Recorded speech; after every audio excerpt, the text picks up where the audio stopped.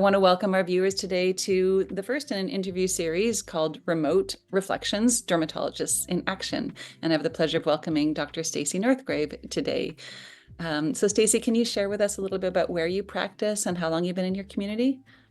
Yes, I'm happy to do this. My name's Stacey Northgrave, and I've been in practice now for 22 years, and I practice in Sydney, Nova Scotia. So that's about a 4 or 5 hour drive from Halifax.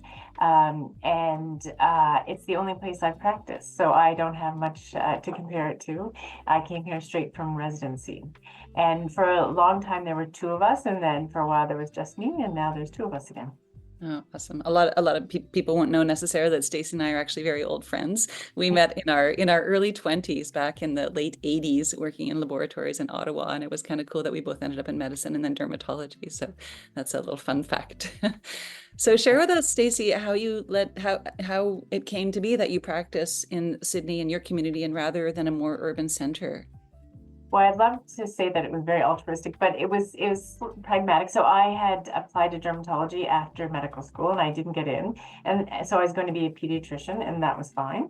But I had had a good relationship with the dermatology division in Halifax, and someone approached them about trying to train another dermatologist for the area that I'm in now. And they said, well, we have somebody that we'd like to train. So it was a return of service. So they funded my 3 years of straight dermatology, and I owed them 5 years. And we just kept staying. So we've been here since. Amazing.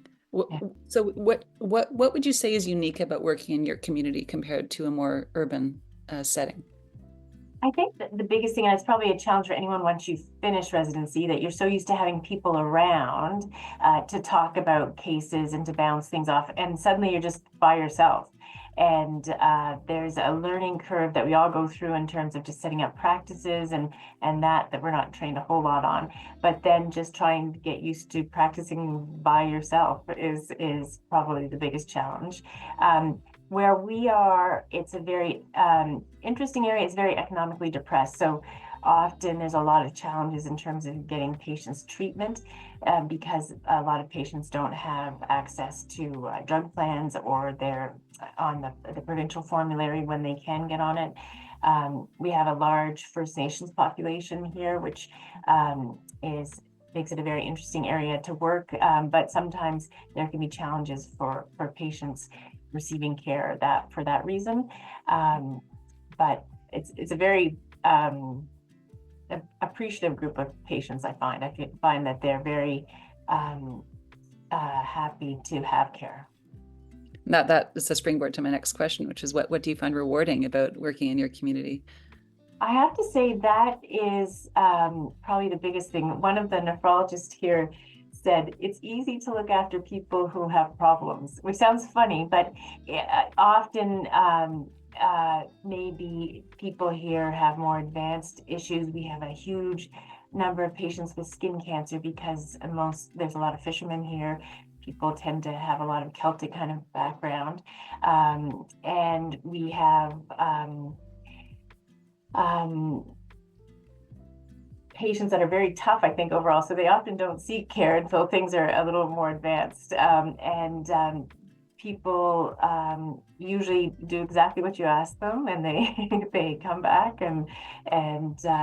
I find that there's less of patients telling you how to look after them than appreciating your opinion on your suggestions. It's always a shared decision, but I feel that they appreciate it. I think I really read that resonates with me for sure. Yeah, in terms of what I hear from some urban practices. Yeah. So the flip side of that, are there specific unique challenges that you do find really difficult sometimes? I think it's tough for those patients that you're really struggling, about you've tried the first two or three things that you would normally try, and you just don't know what the next step is. You can't just sort of go down the hall and just grab someone and just say, hey, could you just look at this? I'm just wondering, or if it's something unique you've never treated before in 20 years, then you have to do a lot of reading on your own and try to figure out the best way. Because some patients will say, well, I'm not going to drive to Halifax. I'm not going to go for a second opinion. You're just going to have to figure it out. And so And that comes around to like, how do you manage the really complex cases when they are on your plate? well, we're lucky because I trained in Halifax. I know most of the people at the academic center, and I am getting to the age now where the people who train me, most of them have retired or have moved on. But even the younger doctors I find them very approachable. The few times that I really, I'm struggling and ask for a second opinion, I found them very welcoming.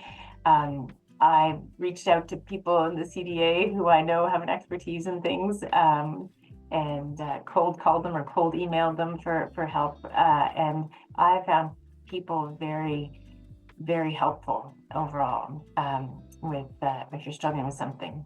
That's amazing. I really, it really resonates with me with respect to the relationships, because those relationships are really strong when you've trained in the area, but they could be more difficult for people who springboard to other parts of the country where the relationships aren't there. So it is a little bit tricky in those cases, I imagine. But I agree with you. Sometimes reaching out to members across the country for something unique can really lead to a wonderful collegial conversation. And I'm really appreciative of that too. And it's nice to hear that you have that access as well.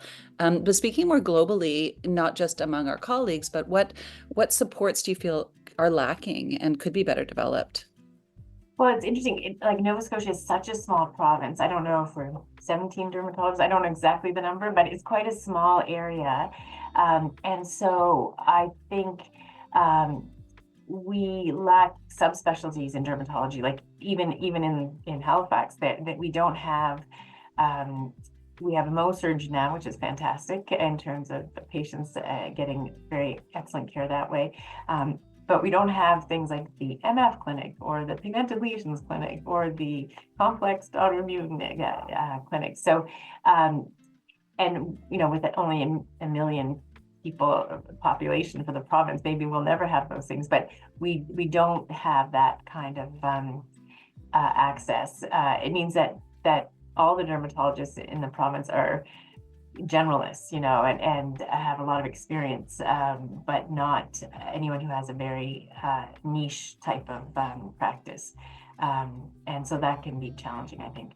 Yeah, that's so true. I mean, depending on which province you live in, there's really going to be lack of access to those unique case management issues. It would be amazing to have some centralized connectivity among those groups that can care for unique clinical situations. Yeah, but so, I mean, in terms of servicing your community, what incentives do you think would encourage more specialists to, choose rural opportunities? I think not just unique to dermatology, but I think the worry is that we could start to have these super centers that only provide care to not even that rural areas, only virtually. That's a concern that I have. And I definitely would not have moved here because I didn't know the area if it hadn't worked out for my opportunity to do dermatology. So I've long advocated that. I think that in every specialty, training outside of your academic center is really crucial. So I feel like now people consider it a punishment if they have to do part of their training outside of the university setting. But I think that the only way people will often get the opportunity to experience it is if it's mandatory, as part of the training. I realize that's not the CDA issue, but I think that's probably the number one thing, is that people often don't consider it if they've never had the opportunity or exposure. And it's always intimidating, the idea of going and being one of one or one of two. And so I think that would be something. I mean, there are financial, where we are, there are financial incentives for rural specialists that you get rewarded financially if you stay in an area and establish a practice. And with COVID and everything, I think a lot of educational opportunities have become more accessible for people when they're in smaller areas, which has been helpful. At the end of the day, if you don't like living in a small area, you're not going to like living in a small area. And I So don't think true. anyone can lure you there if that's the case. Yeah, I do. I agree with you about the first point. I've had residents come and work in my practice, and they're quite surprised, I think, at the I guess the patient personality is a little different from where you train in an urban Mhm. center. And yeah, it's interesting to hear there's going to be different incentive structures in different provinces, and it's good for us to share those and learn what's working well, and what could be Mhm. developed further to, create more opportunities for care. Yeah. And I think that our province, I think, is starting to realize too that they have to make better plans in terms of allowing newer docs to come in as older docs kind of leave because there hasn't been much planning, on long term. And so eventually someone just retires and then there's nobody and then there's a big problem and then people are terrified to come in and start from scratch. So Right. Because trying they to, inherit complex cases too, right? It's a big difference from starting fresh with new for patients. sure. Yeah. Yeah. There's some So mentoring. what do you love about your community? What keeps you there? Well, it's a beautiful area where we are. It's really we're right on the ocean. We have some skiing, not like you have skiing, but we have a little bit of skiing here. We have lakes. It's really quite stunning, particularly in the summer and fall. Wouldn't want to try to recruit anyone in April, but and the people here are very kind. Um, so we raised our daughters here, and I don't think they missed opportunities. They both are away now, but I think they've had lots of opportunities, even in a small setting. Beautiful. So what advice would you give to a dermatology resident or a dermatologist who's looking to move to a new community? What would you advise them if they were considering setting up a practice in a more rural community like yours? So I think as a resident, I would strongly encourage people to do some training if they can, if not locuming, in an area if possible.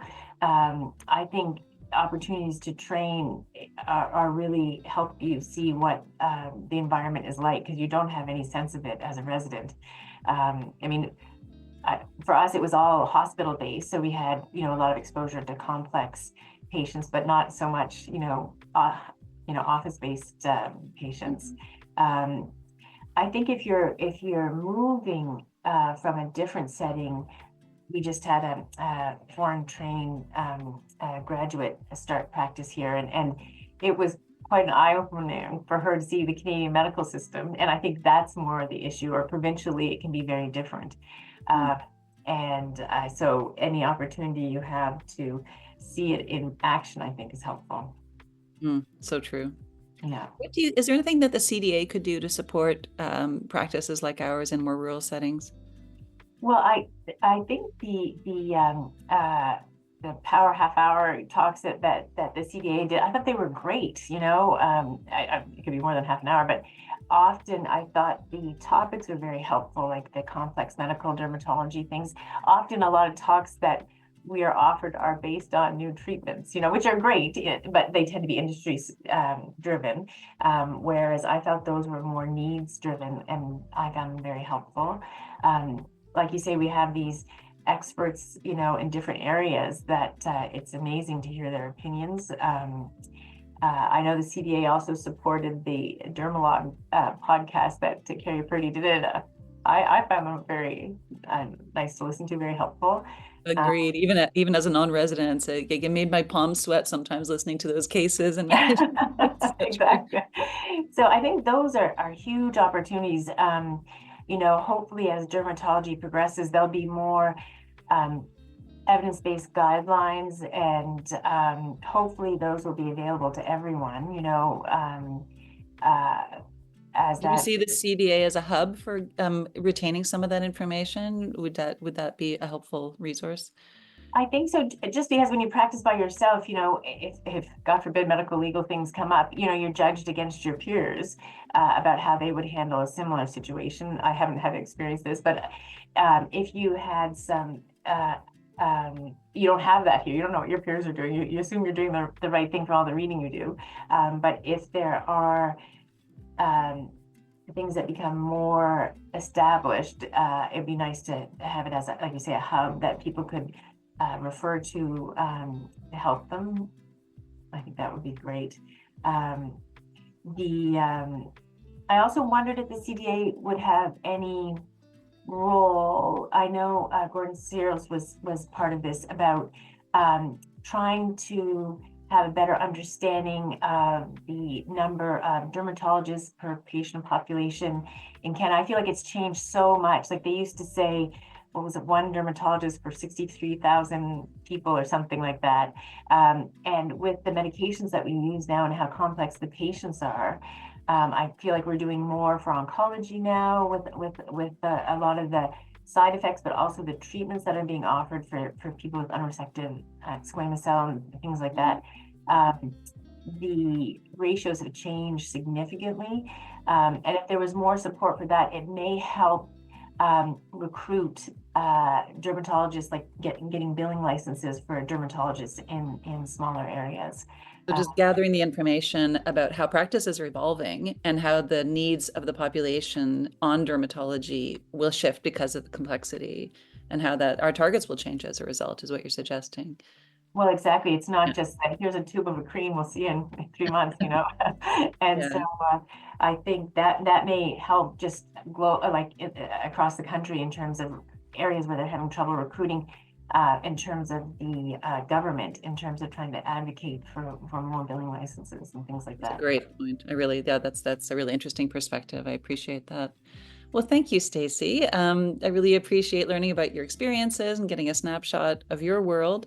I'm hoping that this information will help our larger community understand how we each practice and also help us in our advocacy efforts moving forward. So thank you so much for your time today.